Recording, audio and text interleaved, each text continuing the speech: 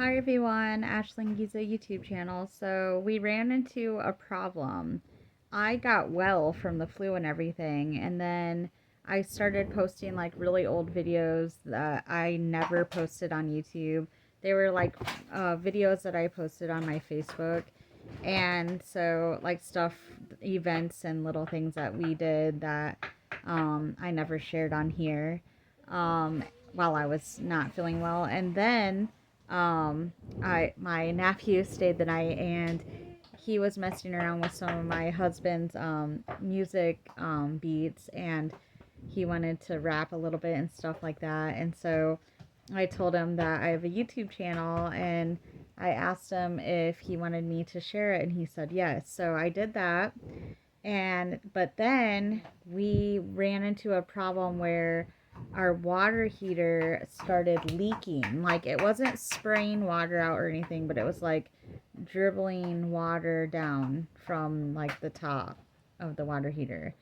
And if you looked at the bottom of our water heater, kind of where like you turn on like the gas or whatever, I saw some rust. And my husband said that the water heater was like leaking a little bit, tiny bit, and that he was going to try to fix it like almost a year ago. And so I let it go because I thought, okay, my husband said it's a small leak. He's going to fix it. No big deal. But I should have told him, no, we need to look into this now. We need to have somebody come and look at that and inspect it and fix it as soon as we can, because I didn't know and realize that it can lead to like really big problems, like to where um, it can go like soak your floor. I didn't know that, like I knew that they were flammable, like cuz we have a gas water heater. I knew they're flammable, but I didn't know that when they started not working properly, I didn't know that they can combust and either injure or like blow up, so to speak, a mobile home.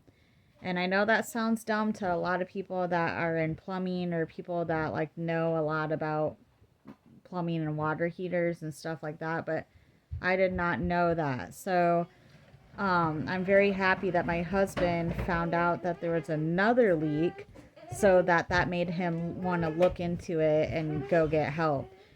So my brother-in-law, who's a plumber, thank God for him, he came over here, looked at our water heater, and gave us the, red flag that yes, it was shot. And so, very unfortunate because we didn't want to, of course, have to deal with getting our water heater out and getting one put in, and the money, especially, like all you guys know, the finances, it messes with your finances and everything.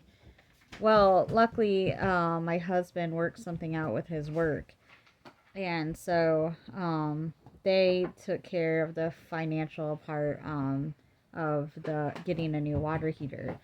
So, needless to say, we have a new water heater, but the poor guy that was working on it for about almost 6 hours because there was a few odds and end things that he ran into that were unexpected.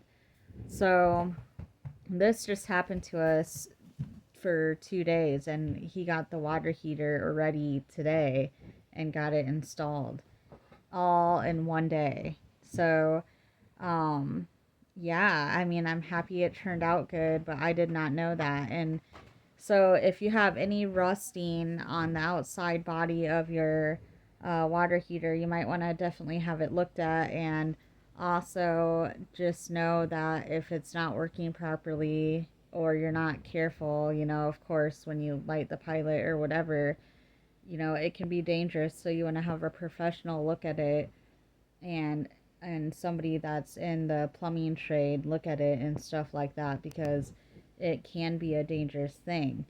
So we found out that there's a little bit of water in the area where the water heater was. So me and my husband's plan is to let that dry. It's going to be probably a week and a half, 2 weeks for it to dry, because it's soaked subfloor. And then he's just gonna kills over the soaked, like the subfloor that got soaked when it's dry. And so that way there's not any like mold problems, or and so he doesn't have to, take out extra time in his day that he does not have, and cut out the floor subfloor and put in new subfloor, because that's a lot of extra. So we're gonna let that all dry and air out, because it wasn't like soaked before, but it got really soaked when the water heater started dripping faster. And so like just yesterday, like overnight. And so we're letting that dry and kills over it. So yes, you have options with that when that happens. If you live in a mobile home and you have subfloor, you can cut it out and install new subfloor. Or you can let it all dry, really, really dry thoroughly, and you can kills it with paint, kills paint, or the spray can paint. So, and of course, make sure like your gas is turned off and stuff while you're doing that. Like, because it's flammable and all that kills, and the gas, of course, both of them are. So, I don't know. It's just been a mess. So that's why I haven't been able to do a YouTube video for a while, like where I'm talking, because I was sick for like a week and a half. And then we had this water heater issue just happen 2 days ago. So yesterday and today we dealt with that. And then tomorrow on Thursday, well, technically today, I have a doctor's appointment to talk about the headaches I've been having and kind of dizziness, because once in a while I get dizzy spells. It doesn't happen every day. It doesn't happen all day long.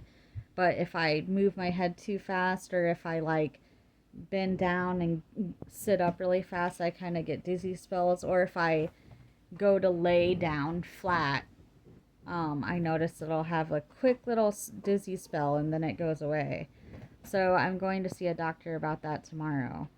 But needless to say, we got the water heater in, and we got it installed, and we got it taken care of.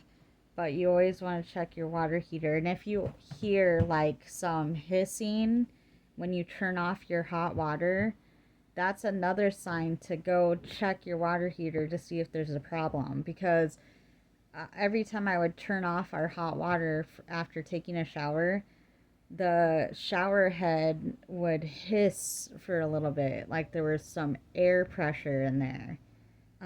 Like for a little bit after I took a shower, and I noticed it started getting worse and worse and worse. So suddenly one morning, which was this Monday, my husband woke up, and like I thought he was gonna go to work, but he woke up and was like messing with the water heater like all morning. So I don't know, but it was a mess. And of course we got to arguing for like 10 minutes, and then that stopped. um because of course stress. So stress can get any couples arguing, especially in a situation like that where finances kind of come into play, and also, not knowing what you're going to do. So I don't know, but since we've lived in this house, we've had to fix the washer. We had to clean it out really well, because the previous owner like did not like keep that washer clean and didn't really take good care of it. It works good, but it wasn't smelling the best. It really needed to be neutralized and disinfected and all that. And then we had to get a new furnace, because of course the kid lied and said it worked when it didn't. And luckily I went through a program called HeyCap, and they paid for it and it was free. And then now the water heater. So now that we have a new furnace and air conditioner, and a new water heater, I don't think we should be having any more problems with our home. So except for like minor stuff that my husband can do, because he's a handyman. He just can't do like plumbing stuff. But other than that, he can like fix holes in the wall. He can work with drywall. He knows how to paint. He knows how to, install cabinets or countertops and stuff like that. So as long as we don't have any like huge problems like we just did, we should be fine. But I just thought I would catch everybody up and let everybody know the sucky last week and a half that we've had. And we had a tornado here too.